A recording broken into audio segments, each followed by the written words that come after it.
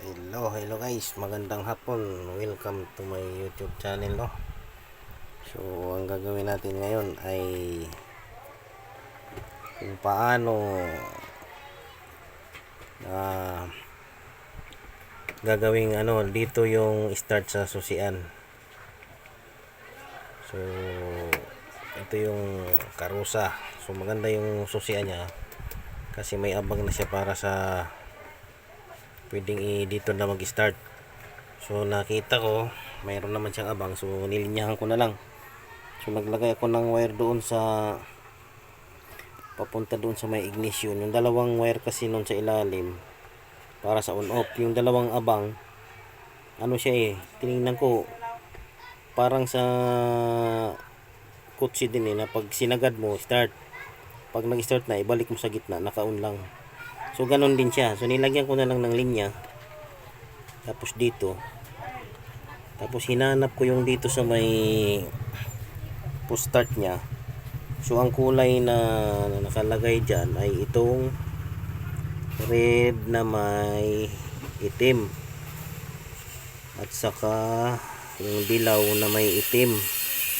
May pula. Ito dilaw na may pula. At saka itong pula na may itim.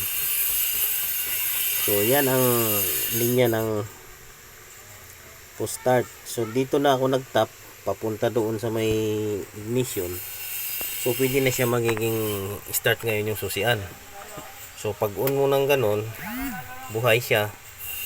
So hintayin lang natin matapos yan. Pagka okay na siya ganon, naka-steady na. So kung saka natin to isagad, pag sagad natin to, mag-i-start yan. Yan. So pagka start niya, babalik din siya sa naka-on na lang. So mas okay siya. Pwede diyan. Pwede rin dito.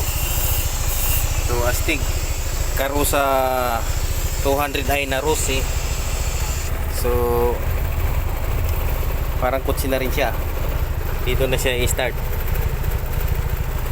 So tinanggal ko lang yung takip para makita natin yung mga wiring dyan. Ito yun. Ayan. So nagdagdag din ako ng switch para sa radyo.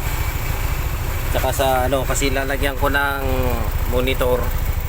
So may radyo siya, may bluetooth.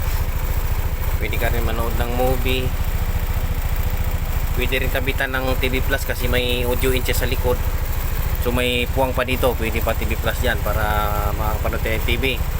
Tapos may camera siya na ito i-install sa likod para pag umatras ka, kita mo dito sa may monitor. So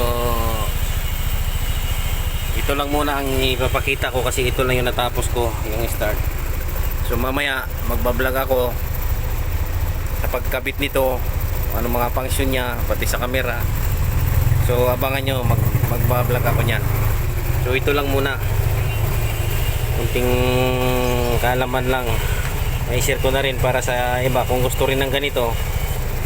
Madali lang, tanggalin lang itong takip, hanapin mo yung kulay dito na wire na pula na may itim, tapos yung dilaw na may pula. Yan lang, dalawang wire. Tapos papunta rin doon sa may ignition switch. May abang din yun, dalawa. May abang din sa ilalim ng dalawa. Yung dalawa sa on off, yung dalawa abang niya. So tinignan ko nga, pwede siya. Ayun, nagawa. Pwede ka na mag-start dyan. So ulit, patay. Pag binuhay natin, hintay muna natin mga ilang seconds na matapos yan. Ayan, so pagkatapos na nakaganon na lang siya, start natin. Yun, astig. Ayos. Rossi Karusa 200i. So hanggang dito na lang muna guys. Maraming salamat at abangan nyo ang itong pagbablog ko mamaya kung paano siya i-wiring, paano ikabit at anong mga function niya. So hanggang dito na lang muna guys. God bless everyone.